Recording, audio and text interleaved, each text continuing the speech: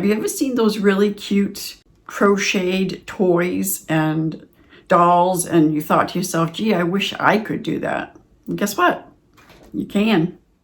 Today, I am going to walk you through everything that you need to start your first amigurumi project. I'm going to go over what you will need, tools, some tips and hacks that will make it easier for you.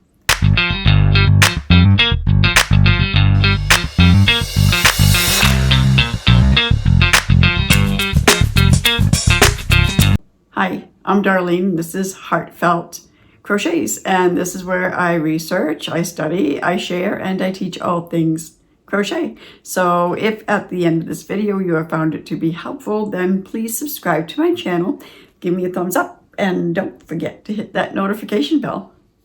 So as you can see, I have a lot of my amigurumi projects right here on this shelf. I have anywhere from ducks and octos and bees and owls and monkeys and bears. Oh my, just like the Wizard of Oz. They're really, really fun to make. I absolutely love amigurumi crochet. What does amigurumi even mean? Well, amigurumi is a Japanese word. It means crochet or knitted stuffed toys. It's done in rounds, not in rows. It's crocheted in rounds, most of the time using just single crochets. That's why it makes it perfect for beginner crocheters. Here are some of the tools and supplies that you will need. The best yarn to use for amigurumi projects is cotton. But if you want to get into making amigurumi plushies, then you are going to use a chenille yarn. And then if you want to get into using bulky yarns, you can make much larger amigurumi projects. But that will come later after you get used to it. But let me show you what I'm talking about with the plushie yarn. Here I have some Premier Parfait Chunky chenille yarn. It is extremely soft, so it makes really nice, cuddly toys. This is a number 6 bulky weight yarn. And then we have the bigger, more thicker, coarser, bulky yarn as you would find in Bernat blanket. And if you're making the smaller, like amigurumi dolls, or if you don't want to get into the plushies, like, for example, this alligator, I use just a regular worsted yarn. If you're making dolls, it'd be more likely that you would want to use cotton yarn. Like for the worsted yarn, I would recommend Premier Basix. And for the cotton yarn, which holds its shape much better than worsted yarn, I would recommend Premier Cotton Fair. I'll go ahead and I'll leave those links in the description box below for those yarn types, so that if you decide that you want to go over and try any of them, just click on the link and it'll bring you right on over. Now let's talk a little bit about crochet hooks, okay? There are many, many types of crochet hooks out there. I'm going to show you some regular crochet hooks that are put out by Boy. And here's a nice little case that I have. And this is just your regular crochet hook, very typical crochet hook that is used. It feels comfortable. I do say that as you work and your hands get sweaty, it kind of sticks. It doesn't end up moving very freely, but they are a nice crochet hook. So that's one option. Another option, my trusty ball jar that I have all of my hooks in that I use, is the ones with the ergonomic handles. I really recommend these. They are so comfortable, especially if you end up having achy hands or arthritic hands. They're so much easier to use, whether you holding it the knife hold or holding it the pencil hold. It's totally up to you, but these work amazing. Those are two of your options for hooks. I would recommend the ergonomic hooks all day long. It's going to save you a lot of hand and finger aches and wrist aches and shoulder aches and neck aches. It really does help a lot. Now let's talk just a little bit about hook sizes, because that makes a difference. If you're making smaller amigurumi projects, you're going to want to use anywhere from a 2.5 millimeter up to like a 5.0 or 5.5 millimeter hook. And anything bigger than that, you're going to end up having bigger holes, and the stuffing is going to start to poke through. So you definitely do not want to, even if if the pattern recommends a higher hook size, kind of downsize a little bit, especially if you're not used to your tension yet. You don't want to crochet too tight. You don't want to crochet too loose.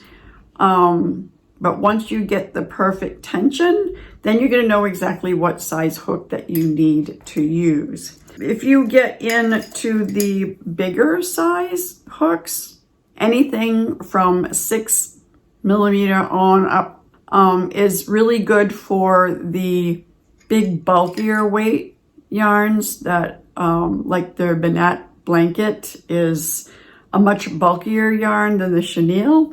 And that works really well with the larger hooks, 6, 6.5, 7, 7.5, right on up to 9 millimeter you can use in the bulky weight yarns, and you won't have to worry about your stuffing poking through. So as far as the sizes go, it depends on the size of the project, because of course if you use bulky weight yarn, your amigurumi project is going to be much larger than if you were to use just regular DK or worsted weight yarn. What is DK yarn? DK is number 3 instead of number 4. So it is just a little bit thinner and lighter than your regular worsted yarn, like Red Heart. That is the most common yarn out there that's used. That is a number 4. Okay, so that's it for hook sizes. The next tool that you are going to need is tapestry needles or yarn needles, however you want to call them. This is the same thing. I like the ones with the little hooks instead of the straight edge. They work much better in scooping through the amigurumi projects because they are, in the round. So you need something that's going to end up going in a little bit smoother. And these curved ones really, really work well. Now, all of these things that I'm mentioning for tools, I got on Amazon. So if you're interested in getting them on Amazon as well, I'll go ahead and I'll leave those links in the description box below as well. Other supplies or tools, if you will, that you're going to need, and one of the most important ones as far as I'm concerned, is the almighty stitch marker. This is very, very important when it comes to amigurumi projects because, again, you're working in rounds and it's continuous rounds. It's not joined rounds. So you're going to need to place a stitch marker in the very first stitch, or you're probably going to end up missing where you should start that next round. Very, very important. You definitely need stitch markers. Now, as far as stuffing goes, I use polyfill fiber stuffing, and I absolutely love it. It's really easy to work with, and it doesn't end up clumping really bad. You can also use cotton stuffing too. And another thing is, I haven't done it yet, but I have been saving all of my yarn scraps. So when you end up fastening off and cutting your yarn, don't throw the scraps away. Put them in a jar. You can also mix this in with your polyfill stuffing or your cotton stuffing, and it takes up a little bit more room and uses less stuffing. So it's like recycling. It's really awesome. Try it. Don't waste those yarn scraps. And last but not least, as far as tools go, is safety eyes. This is what ends up bringing them to life. I mean, unless, you end up, if you're making the amigurumi project for smaller children, then I would go ahead and embroider the eyes on. My rule of thumb is to use safety eyes for 6 years old and up, and 6 years and under, I end up embroidering the eyes and the nose with just regular worsted weight yarn. Now I have a few tips and hacks that I want to share for beginners. Number 1, learn the magic ring. It is very, very important that you learn how to do the magic ring and master it, because this is what works best with amigurumi projects, because you don't end up having this hole in the middle like you do if you end up making a chain and then joining the chain. So master the magic ring. And I also have a tutorial or a tips and hacks video, if you will, that you might be interested in. And I'm going to leave that in the description box below, because that shows you how to make the magic ring, as well as other tips and tricks that you could really use with amigurumi. But as far as the magic ring goes, my tip is to pull the ring almost all the way closed before you start putting any stitches into the ring. And this will end up helping you close your ring when you pull it tight. It's going to make it a lot easier, especially if you're using plushy yarn. Tip or hack number 2 is always use your stitch markers. It is so, so important. You will run into trouble if you don't. Trust me. Keeping your tension even.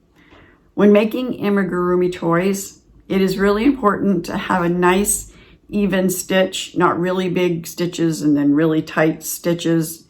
That's going to end up making your toy kind of like with bumps and dips, and then you'll have some areas that some stuffing is poking through. So with practice, you will definitely get your tension to where you want it, but try really hard not to make your stitches too tight and not too loose either. Number 4 is the invisible decrease. You will see me use this in most of my tutorials. I will use the invisible decrease because if you use a regular decrease, then you end up, it's a little lumpy and it has a bigger hole. In invisible decrease, you end up going through the front loop only. Again, that's in the video of the tips and the hacks. And you don't end up getting the lumps and the big spaces. Number 5 is stuff your toy gradually. You work on a head first. You are going to stuff that head about halfway through. You're going to end up doing a little more till you're about 3/4 of the way, and you're going to add a little more stuffing. And then just before you end up pulling it closed, you're going to feel it. You're going to make sure that it's shaped perfectly and it's the firmness that you want, and add a little bit more at the very end if you need before you close. And you do that with the same of all of your parts for your amigurumi project. Dolls are going to be a little bit more firmly stuffed because you want them to really hold their shape. Whereas plushies, you want them to be not quite as firm, because these toys are most likely going to end up being loved and cuddled, and you want them to be a little bit gushy. Number 6 is sew your parts securely. I use stitch markers. A lot of people will use pins and other things, but I use stitch markers. Like when you hold the body to the head, stitch mark exactly where on the head and where on the body that you want your stitches to join. That will end up helping you keep things lined up and keeping things even. And it will help you make sure that the head doesn't end up being turned sideways once you're finished.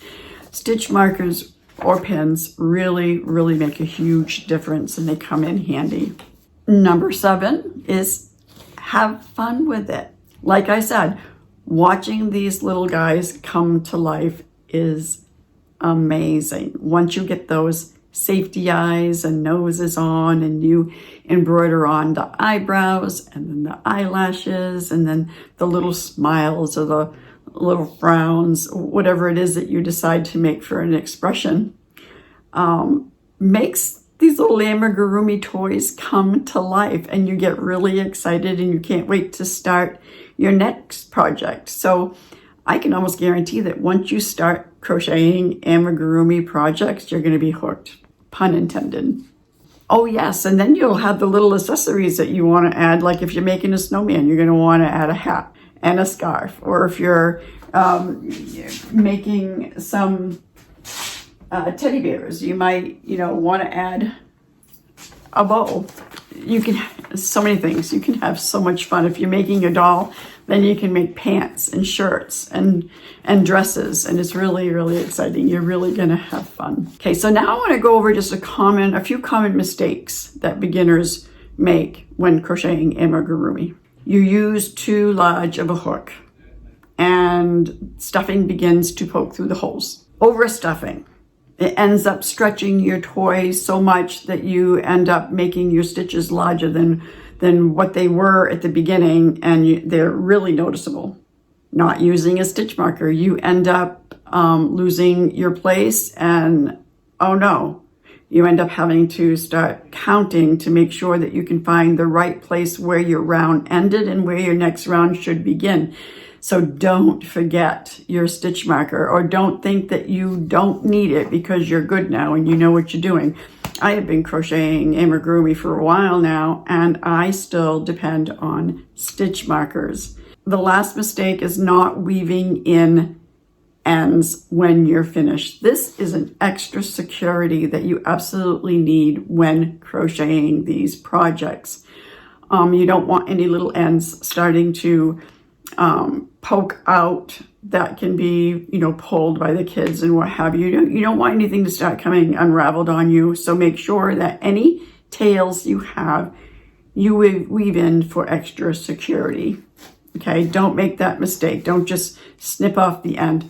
Weave it in back and forth. Even if it's a long one, keep on weaving it in back and forth until you don't see it anymore. The more weaved in that it is, the more secure it is. And most of all, don't give up too early. When you make your first amigurumi project, it's probably going to come out really, really funky looking, and that's okay.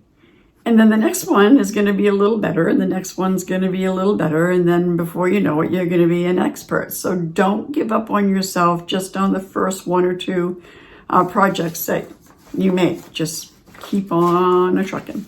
If you have never made an amigurumi project before, and you're just now starting, let me know what it is you decided to crochet, and let me know how it come out.